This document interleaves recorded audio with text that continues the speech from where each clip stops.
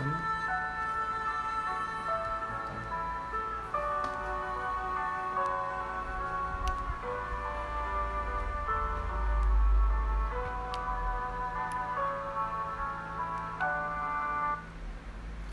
Olá pessoal, boa noite. Estamos aqui mais uma vez com vocês. Prazer imenso, todos que estão juntos, para mais esse encontro gostoso que a gente tem aos domingos, né, de manhã e à noite, e também quinta-feira. Sejam bem-vindos. Vamos estar juntos alguns minutos para orarmos, né? Vamos compartilhar um pouco da palavra de Deus para você, para o nosso coração. Hoje de manhã nós falamos sobre a cidade dos homens e agora à noite nós vamos falar sobre a cidade de Deus. O meu desejo de oração é que você seja abençoado por essa palavra, que ela venha suprir sua necessidade nessa noite, nessa hora, né? E trazer para você principalmente a esperança de que Deus está preparando dias melhores para nós. Vamos orar? Deus, muito obrigado por esse tempo precioso e importante para todos nós. Agradecemos por esse dia que o Senhor está nos dando, agradecemos pelos recursos que não faltaram, agradecemos pela Tua presença que nos fortalece, agradecemos pelos irmãos e irmãs que são nossa família. Bendizemos o Teu nome por todos que estamos juntos nessa hora e oramos para que a bênção do Senhor, que enriquece e que não acrescenta dores, seja ela toda derramada sobre todos os lares e famílias desse país e do mundo todo.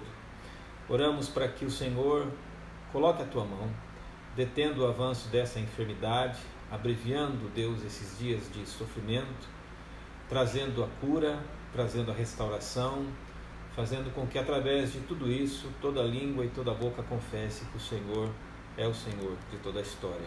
É a nossa oração, é a nossa gratidão, em nome de Jesus. Amém. Nosso propósito hoje à noite com você é falar sobre a cidade de Deus, fazendo um contraste com a cidade dos homens que a gente viu de manhã. A live vai estar depois lá no canal do YouTube, onde nós falamos da construção da Torre de Babel, que foi a construção de uma civilização toda voltada, toda focada na humanidade, né, na base do materialismo. E hoje nós vamos falar da cidade de Deus. Qual é a diferença entre uma cidade e outra? A descrição da cidade de Deus está lá no último livro da Bíblia, que é Apocalipse, capítulo 21. Eu vou ler para você. Então eu vi um novo céu e uma nova terra, porque o primeiro céu e a primeira terra já não existem, e o mar também não. E eu vi a cidade santa, a nova Jerusalém, que descia do céu, da parte de Deus, como noiva, belamente vestida para o seu marido. E eu vi uma forte voz que vinha do trono e que dizia: Vejam, o tabernáculo de Deus está no meio do seu povo. Deus habitará com eles, e eles serão o seu povo. O próprio Deus estará com eles, e enxugará dos seus olhos toda lágrima. Não haverá mais morte, nem tristeza, nem choro, nem dor.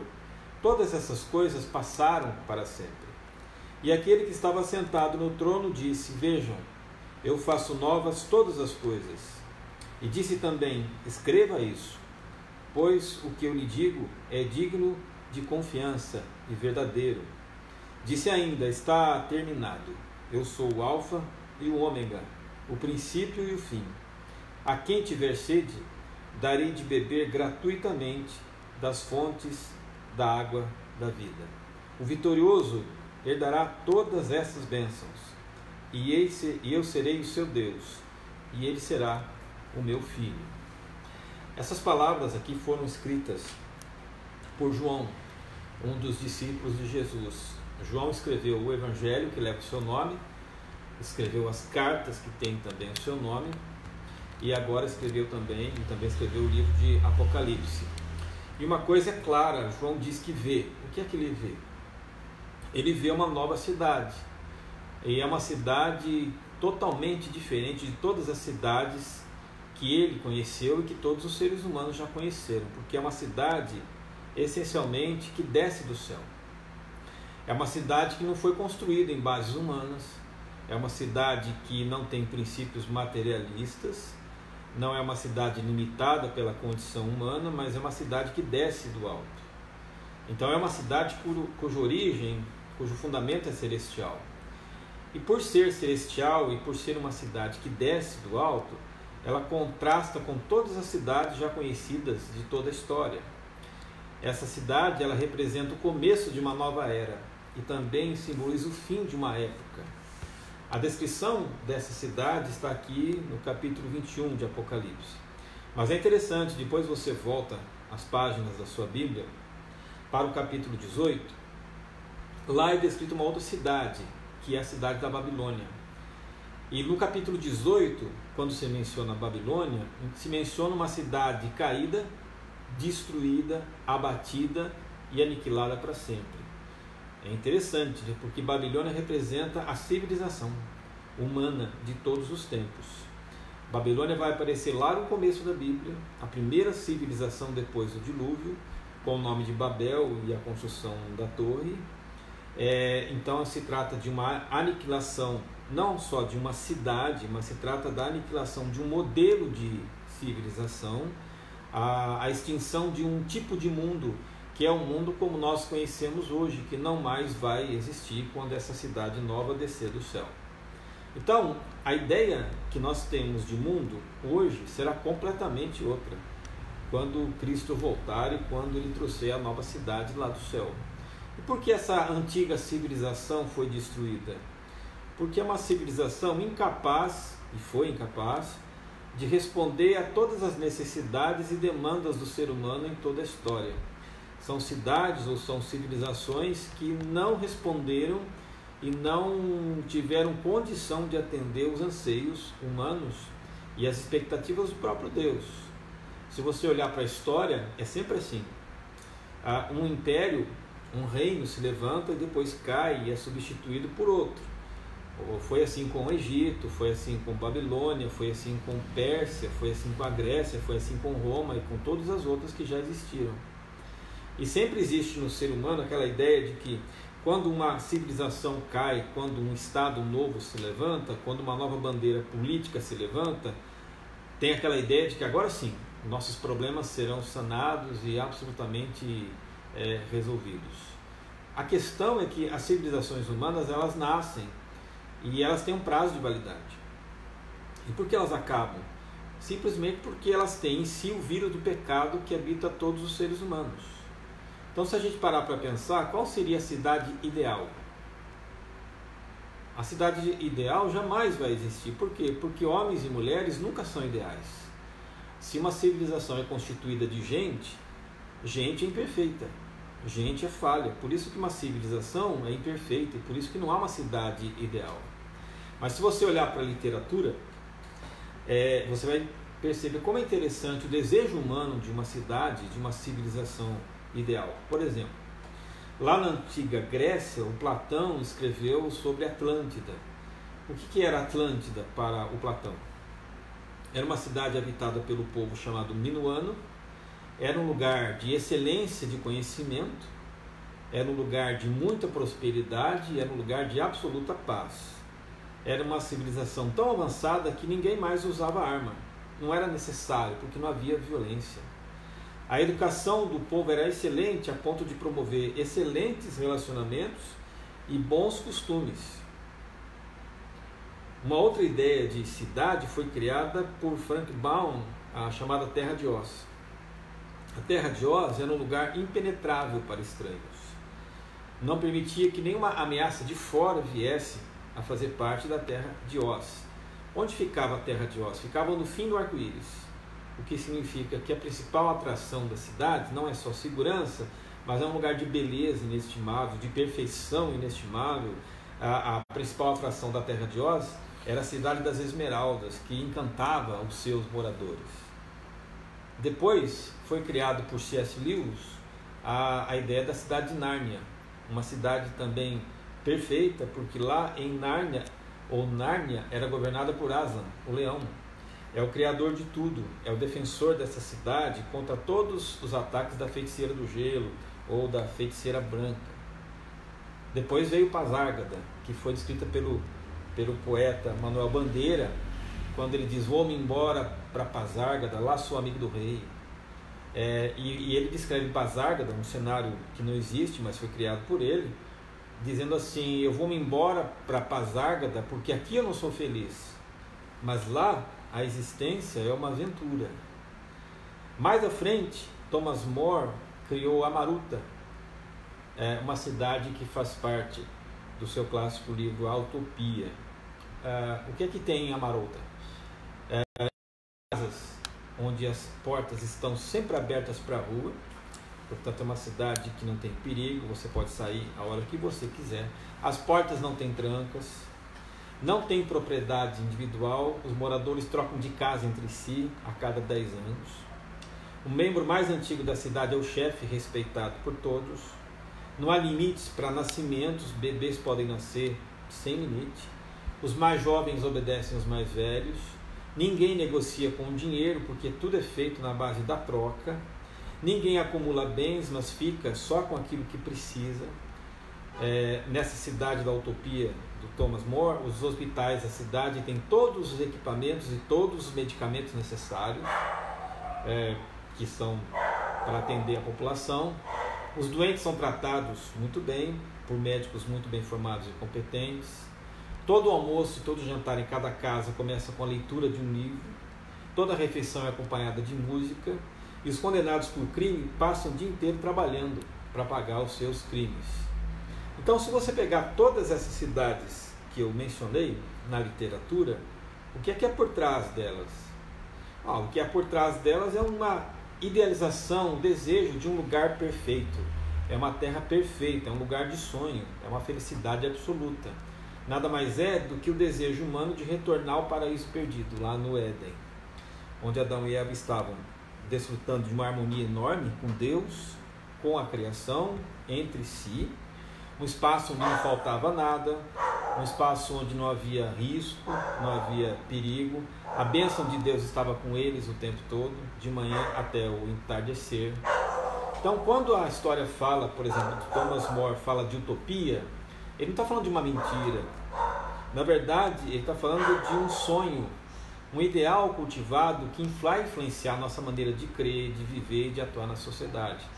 Então, todos nós sonhamos com um lugar assim. E quando a Bíblia descreve essa cidade que desce do alto, ela está dizendo que isso não é uma utopia, isso é um fato. Deus está realmente trazendo uma nova cidade para nós. Então é por causa dessas realidades, desse desejo de uma cidade ideal, que João vai localizar essa cidade fora daqui. Porque ele vai dizer que essa cidade de Deus, ela desce do alto. E uma das marcas dessa nova cidade que Deus cria é o banimento absoluto e total do mal. Então, na atual civilização que a gente mora, o império da maldade vai influenciar as relações humanas, vai influenciar a tomada de decisões, a política, muitas vezes a economia, a mídia, a cultura, a educação, de forma que está introjetado no comportamento humano essa questão do mal em todas as gerações. Mas aqui, nessa descrição da Nova Jerusalém, o mal não existe mais. E como tal, e por causa disso, não existe também a consequência do mal, a morte, o luto, a mentira, a corrupção, a violência, o furto, o assassinato. Os antigos governantes já não exercem poder nenhum porque eles dobram-se, eles se curvam diante do Todo-Poderoso, diante de Jesus, e todo joelho se dobrará e toda língua confessará que Ele é o Senhor, de forma que quando a gente olha para essa realidade, da nova cidade, da cidade de Deus, que está sendo trazida e será trazida e implantada do céu para a terra, existem 3 coisas que nós não encontramos aqui, na nossa civilização, mas que lá será plena. A primeira coisa que lá haverá é absoluta segurança, porque o texto diz que Deus habitará com eles, e eles serão o seu povo. Então, por ser uma cidade de Deus, é claro, a presença de Deus é a principal marca da cidade. Deus é o criador da cidade, mas é importante notar, a cidade não é um espaço geográfico. A cidade é um estado de vida. Não se trata de uma casa, não se trata de uma rua, não se trata de um bairro. essa cidade é um estado permanente de felicidade, um estado permanente de bem-estar. No pensamento religioso, desde sempre, é preciso as pessoas invocarem Deus para que Deus venha até elas. Agora, na nova cidade não é preciso invocar Deus. Por que não é preciso invocar a Deus nessa nova cidade? Porque Deus está sempre presente. Não é preciso chamá-lo, ele já está lá. A gente sabe que a religião, ela traça um caminho de sacrifício do céu para a terra, para chegar até Deus. Mas aqui ao contrário, Deus se traz lá de cima do céu para a terra. Se a religião é um ritual praticado em local, em dia e horário combinados, a nova cidade não tem religião, porque ela não tem culto, porque ela não tem ritual. Na nova cidade você vai falar com Deus como um diálogo, como Adão e Eva falavam com Deus, de maneira muito informal, e é assim que vai ser a nova cidade. Uma conversa com Deus o tempo todo, sem formalismo. Por isso Deus vai habitar nessa cidade. Em momento algum nós nos sentiremos preocupados, nos sentiremos ansiosos. Aquilo que traz preocupação para você hoje nunca mais vai existir, porque vai haver provisão ilimitada de tudo que você precisa. Você vai viver em paz com você e vai viver em paz com os outros, porque não haverá classificação étnica. Nessa nova cidade ninguém será árabe, nem judeu, nem brasileiro, nem asiático, nem americano, nem africano, nem inglês, nem holandês, nem argentino, nem coreano, nem australiano. Todos receberão só um título: povo de Deus, e só. Então, o que na terra tentou unir as pessoas e não funcionou, como religião, governos, economia e ciência, acordos de paz, nada disso foi capaz de unir as pessoas, porque somente Deus é capaz de pegar multidões e milhares de pessoas, e dessas multidões de pessoas diferentes fazer um só povo, uma só nação, e derrubar todas as barreiras, todos os obstáculos e todos os impedimentos. Então aquilo que os escritores sonharam em Nárnia, em Oz, Pasárgada e Amarota, vai se cumprir, está se cumprindo nessa cidade eterna que está descendo do céu para a terra. Haverá então essa certeza que Deus estará todo o tempo ao nosso lado. A segunda característica dessa cidade é que haverá nela alegria perpétua, porque a Bíblia diz aqui que Deus lhes enxugará dos olhos toda lágrima. Não haverá mais morte, nem tristeza, nem choro, nem dor. Então a cidade que vem de Deus, ela não vai conter nenhuma limitação que hoje limita a condição humana. E quando o mal definitivamente for extinto, a causa é o mal, então é claro, se a causa, que é o mal, foi extinto, significa que as consequências daquilo que o mal produzia também estarão extintas. Por isso é dito aqui que Deus enxugará dos olhos toda lágrima. Por quê? Porque não há motivo para chorar. Na nova cidade, ninguém mais vai morrer, porque vírus, bactérias, acidentes, assassinatos, idade avançada, doenças serão banidas. Com a ausência da morte, ninguém terá razão para tristeza. E por que ninguém mais vai chorar? Porque a dor também não existe mais. Quando a gente pensa isso, a gente pensa, puxa, mas isso está muito longe de chegar. Mas eu queria dizer para você uma coisa: quando a Bíblia fala dessas coisas sobre o futuro, o apelo da Bíblia e de Deus não é que a gente fique sentado numa cadeira esperando passivamente chegar esse dia. Porque é assim, se é isso que nos aguarda, e se é isso que está chegando, que eu e você vivamos agora como se já estivéssemos lá. O que eu quero dizer com isso? Se nós chegarmos perto de pessoas tristes, que nós devemos a essas pessoas alegria, uma forma de alívio, porque um dia as pessoas não vão mais chorar. E que tal ajudá-las a não chorar agora? Se vemos as pessoas com dor, que nós ajudemos a diminuir a dor delas, porque vai chegar um dia em que ninguém mais vai sentir dor. Se as pessoas estão doentes agora, que façamos companhia para elas, porque chegará um dia em que ninguém mais vai ficar doente. Se as pessoas perdem seus entes queridos para a morte, que estejamos juntos com elas no sepultamento, no velório, porque vai chegar um dia em que a morte não mais vai existir. A verdade é que todos nós estamos caminhando para isso, para essa bem-aventurança, para essa cidade que desce do céu, para essa cidade que vem de cima.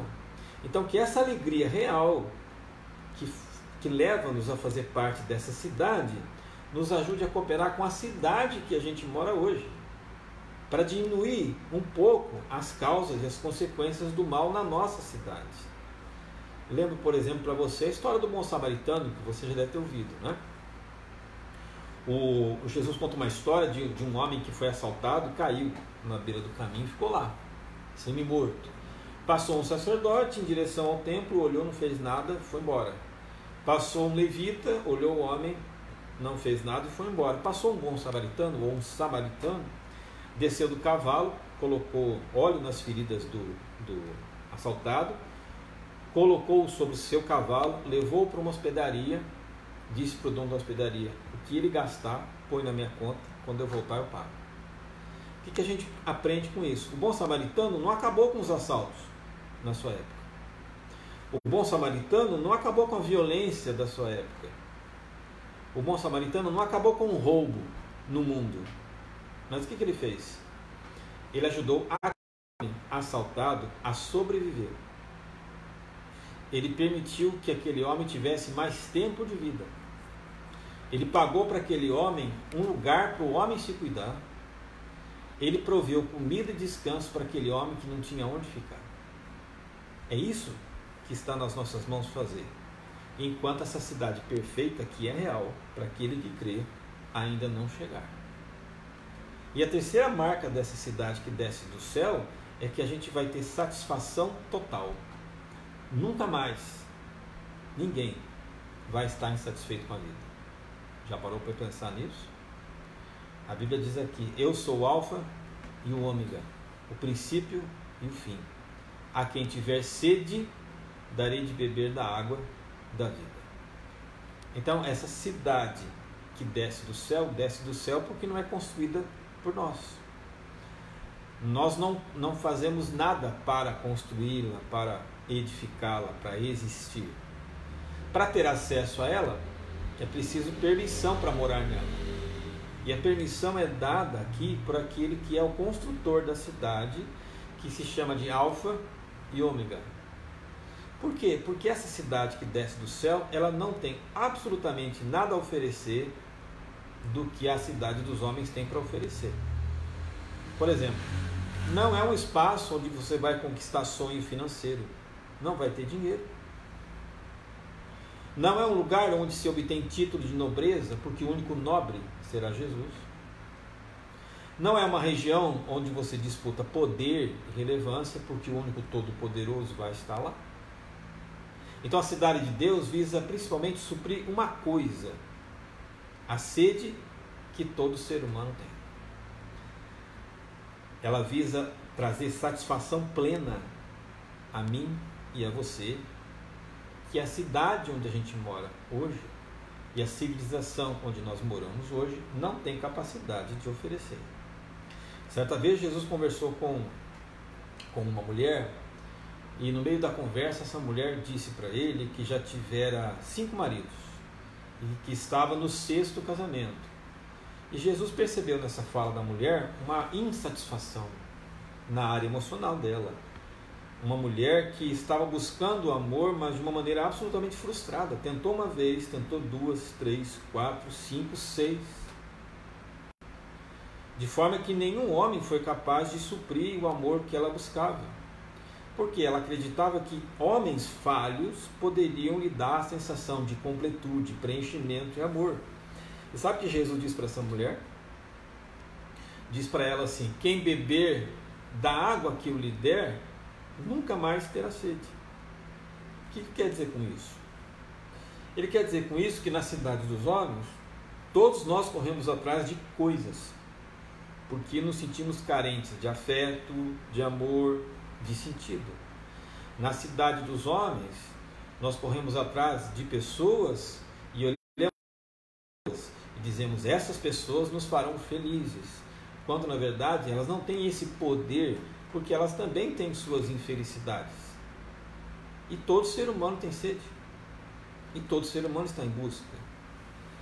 Nós acreditamos também numa falsa premissa: se eu tiver o que o outro tem, eu vou ser tão feliz quanto ele. E aí nós nem sabemos como é a vida do outro. E muitas vezes queremos ter a vida do outro. Nós pensamos que se nós fizermos tudo o que eles fazem, se imitarmos tudo o que eles são, se comprarmos tudo o que eles compram, se amarmos como eles amam, então a nossa busca terá sido cumprida e nós vamos ser felizes e aí vamos estar satisfeitos. O que Jesus diz para a gente é que nós estamos perdendo tempo. Por quê? Porque estamos procurando no lugar errado. Não são as coisas, não são pessoas falhas, não é o sistema de comércio, não são produtos que nos trazem satisfação. Ele é. Quem beber da água que eu lhe der, nunca mais terá sede. Então, o que essa pausa mundial da pandemia fez? Ela está mostrando para nós que esse mundo é impotente, incapaz de nos satisfazer. Sabe por quê?